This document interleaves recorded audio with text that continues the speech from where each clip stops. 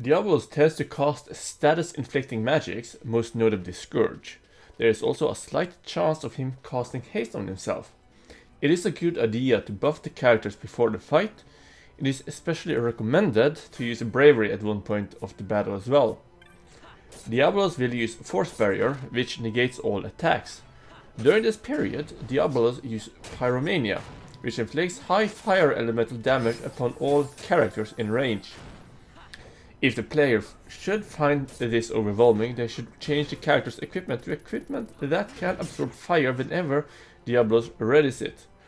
He will also use Curse, which inflicts confuse, disease, poison and sap on all targets in range. One character should serve as a healer to heal the plethora of negative status effects. When around 60% of his HP is taken, Diablos will build up an auto-counter barrier, which inflicts damage upon characters for every attack delivered. Fortunately, Diablos is not immune to slow, which is exploitable via the Nephaloa. Overall, the key of defeating Diablos is to defeat him quickly. He is also weak to water-based attacks. One thing you should pay attention to when you talk to the petitioner, they are actually the victims of Diablos. They're ghosts. And the petition they placed at the board has actually been there for a long time. It was forgotten in time.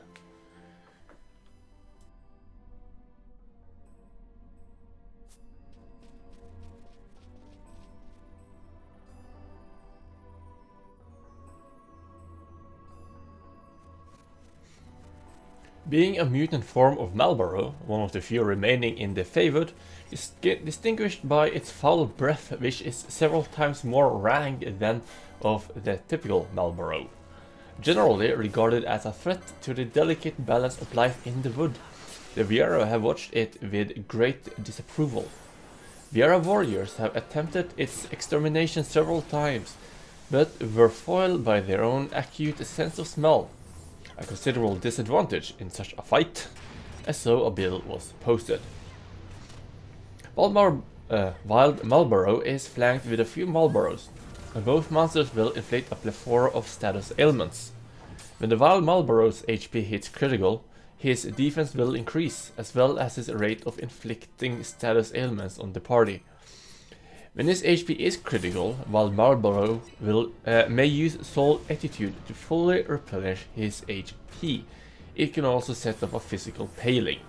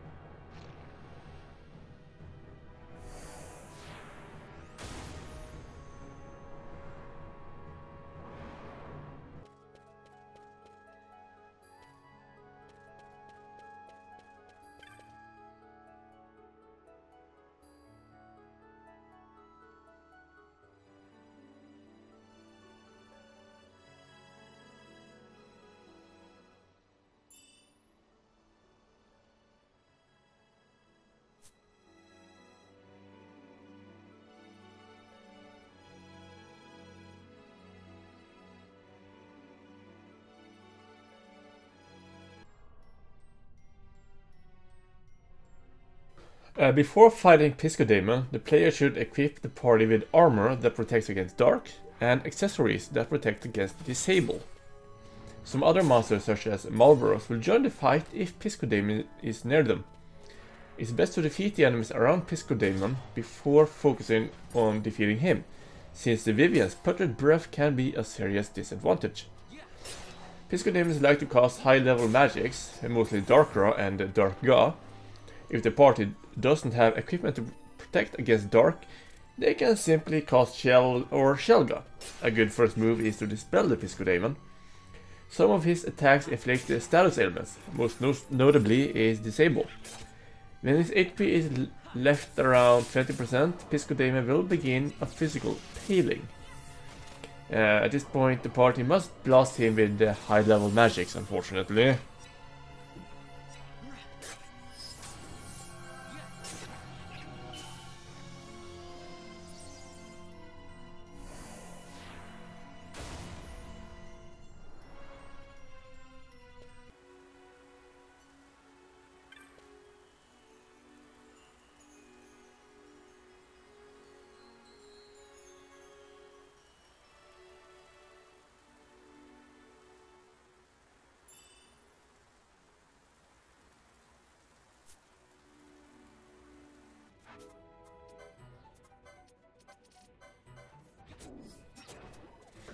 A fiendish worm possessed of great intellect, yet great avarice withal, sparing no evil in the pursuit of its desires.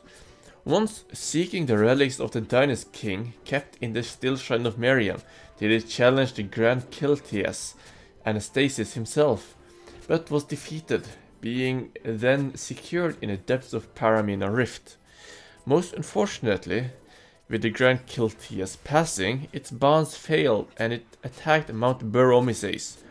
One of the devout seeking aid posted a bill of this mark. Fafner starts the battle with multiple beneficial statuses. In the beginning, Fafner mainly has two attacks, a standard physical attack and a rake. It will also cast a Silence Ska occasionally. If all of the party members' silence is cured, Fafner will recast it. When a small portion of Fafner's life is drained, it will start to use a White Breath, a physical ice-based attack with chance of inflicting stop. It will also cast Sleepga. When about half of Fafner's HP is drained, it will start to use Shock, which exceeds 3000 damage.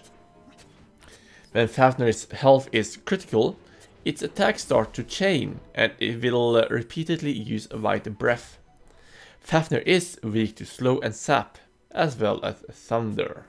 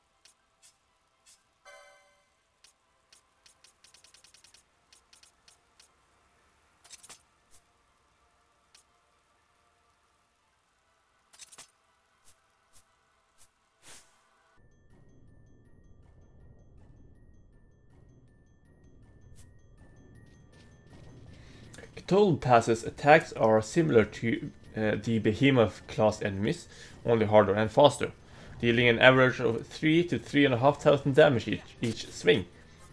When Total Pass's health hits critical, the player should finish him quick as Chain quick, as chain attacks will become more common. The war chief in that video, whose name is Supinelli, should be casting magics as well, but he can dish out a few physical attacks occasionally, although his physical attacks are rather weak. Gitobo Pass's powerful blows can easily bring down one of the party if your level is not high enough. But Bubble can greatly improve their survival rate as well.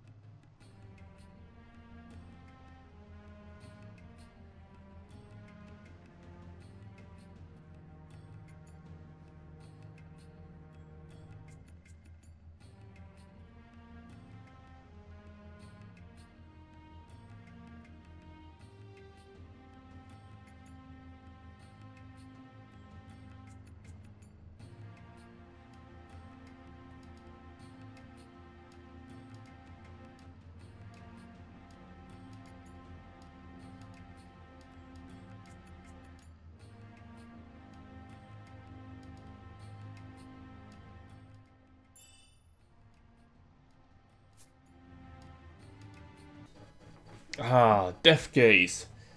Death Gaze inflicts a plethora of negative statuses on the party. It uses Crushing Fangs for big damage to one character. Fireball is another special attack Death Gaze uses frequently, which acts like an upgraded fire spell. At times, Death Gaze casts reverse on itself, causing normal attacks to heal it.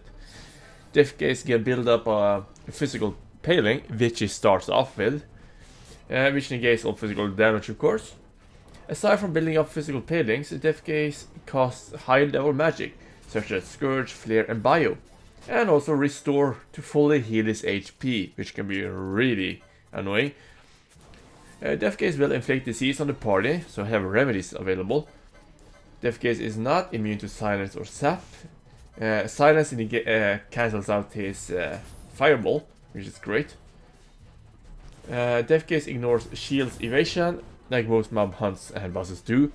Death Gaze's overall status increases when its HP hits HP critical, and after restoring itself, Death Gaze will continually cast magics.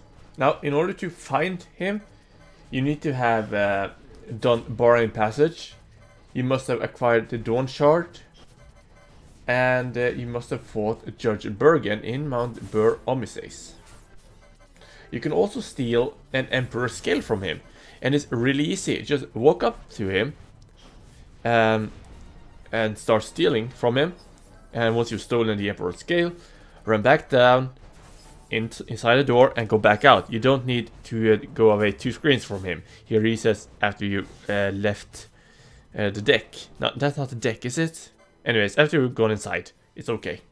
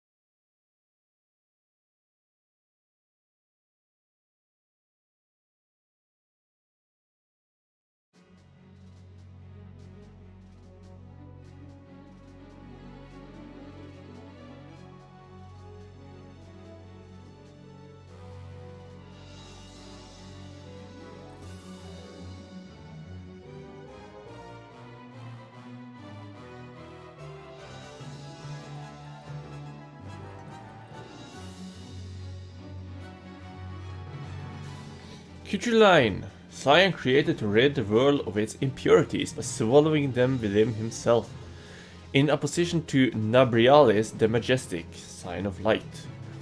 The world, however, was more filled with impurity and corruption than even the gods dared imagine, and having swallowed it all, the once beautiful Kucharline was transformed into a hideous thing, a deity of filth, and so did he turn against his creators. Wherever his feet should fall, there all life withers to dust. Kucharline is accompanied by Fubars. While the Fubars respawn, killing a certain number of them will eventually call their regeneration. The battle's special attribute is that health will be constantly drained from all active party members. Kucharline routinely casts Bio and Malaise, which make KO weaker characters. He also uses Impure that inflicts Disable and Immobilize. The battlefield is small, so even immobilized characters can reach a target most of the time. He also casts Invert, inverting the target's HP and MP. If Kucharline uses Invert to a character with low MP, the constant HP drain will quickly finish them off as well. However, as Invert tends to replenish a character's MP stock, it may even be useful. The main threat to the party is Disablega, fatal if it hits all members.